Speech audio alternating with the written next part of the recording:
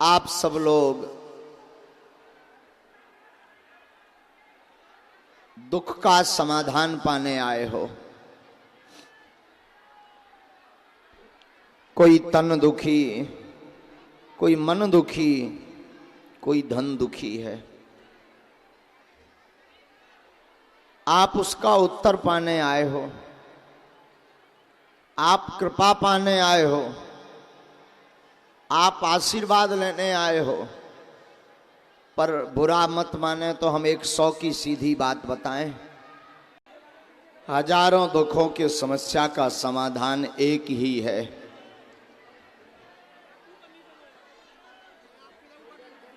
और वो समाधान है शरणागति। आपके जीवन में कितने भी समस्याएं आ जाएं, आपके जीवन में कितने भी दुख आ जाएं, आपके जीवन में कितनी भी संकट खड़े हो जाएं, उन सब का समाधान अगर कोई हमसे पूछे तो उन सभी समस्याओं का समाधान जीवन में केवल एक ही है। उस समाधान का नाम है शरणागति। शायद आप शरणागति का अर्थ नहीं जान पाए होंगे। हम आपको शरणागति का सीधा सा अर्थ बताएं तो किसी इष्ट, किसी परमात्मा, किसी दिव्य शक्ति के चरणों को जीवन भर के लिए पकड़ लेना और उनके ऊपर सब कुछ छोड़ देना ही शरणागति है।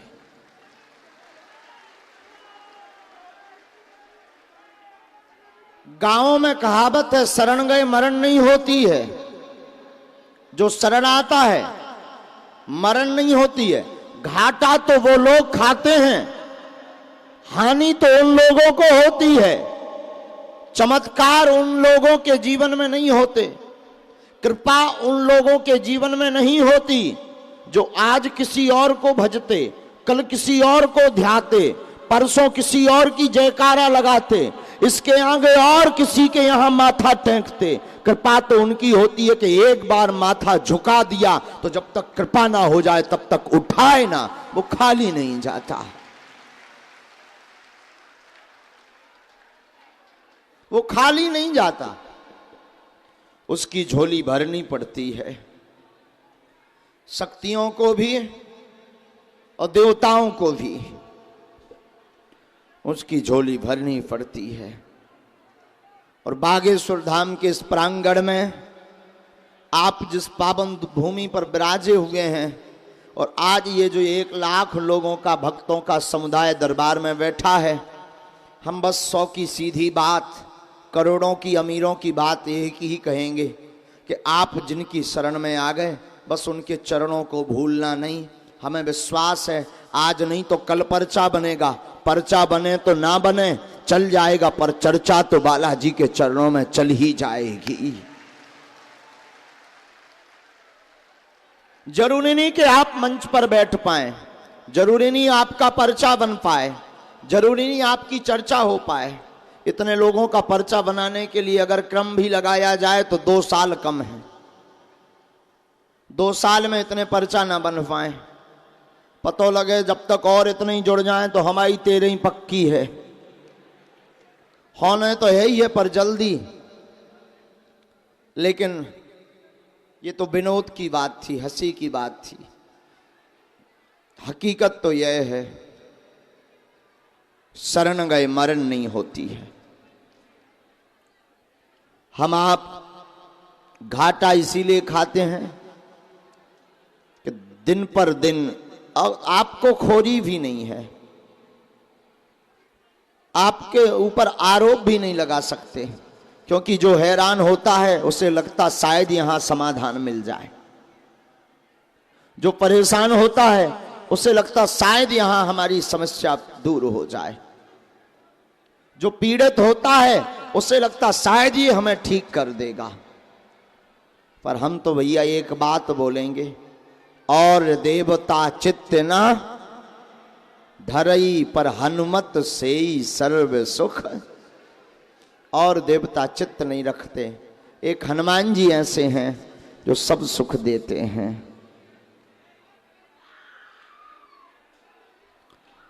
तो बागेश्वर धाम संतों की भूमि है, महापुरुषों की भूमि है। यहां पर अनेक सिद्ध संत प्रकट हुए। परम पूज्यपाद सदगुरु भगवान श्री सन्यासी बाबा प्रकट हुए।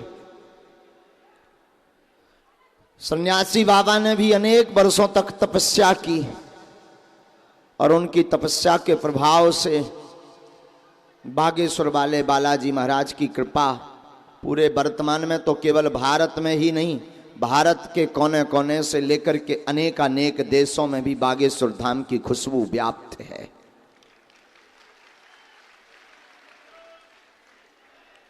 बागेश्वर धाम की पावन धरा, यहां किसी व्यक्ति विशेष की कोई महिमा नहीं है।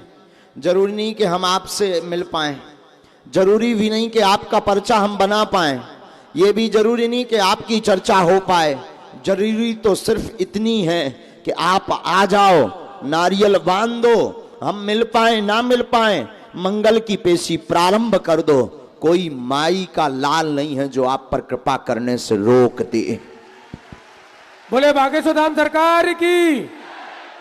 जगत में ऐसा कोई नहीं जो आपके ऊपर कृपा करने से रोक दे, क्योंकि यहां कृपा करने वाले श्री बागेश्वर बालाजी हैं, और बालाजी जिनके ऊपर हो भला उसका कौन बिगाड़ सकता है कुछ।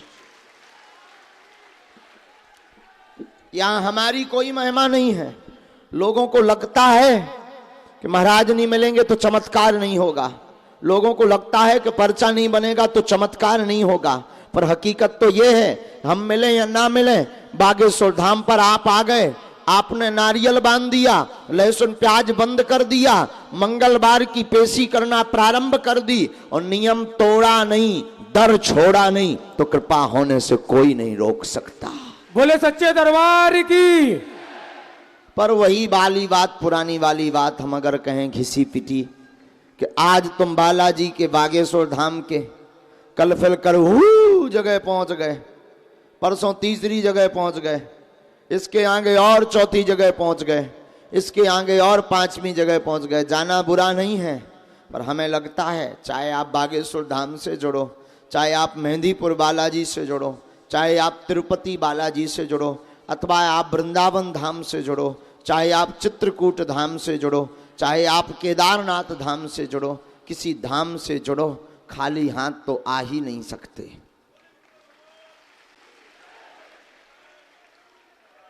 बहुत से लोग तर्क करते हैं कि महाराज बागेश्वर धाम पर ही क्यों भीड़ है पूरे भारत में, इतना तहलका क्यों मचा है, केवल तुम्हारे यहां भर हनुमान जी हैं क्या, बाकी जगह हनुमान जी जूनियर हैं, तुम्हारे यहां सीनियर हैं क्या। तर्क बहुत अच्छा कर रहे थे कोई। एक तो बड़ी विचित्र बात बोल रहे थे, बागेश्वर धाम वाले हनुमान जी सीनियर हैं क्या, बाकी सब जूनियर हैं क्या। हमने कहा नहीं, हनुमान जी तो एक ही हैं, हनुमान जी तो केवल वही हैं जिनका चारों युग परिताप है, पर महाराज केवल बागेश्वर धाम पर महिमा क्यों है। हमने उन्हें समझाया हवा तो सब जगह है, हाँ या ना।